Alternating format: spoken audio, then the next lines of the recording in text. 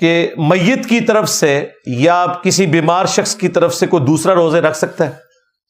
نہیں رکھ سکتا بھائی. بیمار کی طرف سے آپ نے فدیہ دینا ہوگا، جو قرآن میں رپورٹ ہوا، مسکین کو ایک وقت کا کھانا کھلانا. بیماری کے عالم میں جو روزے چھوٹ جائیں اور خدا نخواستہ بعد میں آپ کے قریبی ریلیٹیو کی ڈیتھ ہوگی تو وہ ڈیتھ سے پہلے جتنے اس کے روزے تھے ان کا آپ فدیہ دیں گے. بعض قریبی رشتہ دار کہتے ہیں چلے ہم رکھ لیں گے، وہ کہتے ہیں جی بخاری مسلم میں حدیث ہے. بالکل حدیث موجود ہے، لیکن اس حدیث کا فہم یہ نہیں ہے. وہ بخاری مسلم میں جو احادیث ہیں وہ ان روزوں سے متعلق ہیں جو منت کے روزے ہیں.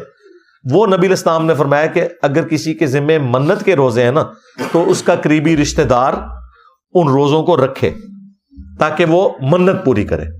اور صرف روزے نہیں ہیں، منت کا عمرہ ہے، نظر و نیاز ہے، حج ہے، وہ قریبی رشتہ دار کو چاہیے اس کی طرف سے ادا کرے. لیکن جو فرض روزے ہیں ان کے بارے میں حکم نہیں، ان کے لیے فدیہ دے لینا کافی ہے.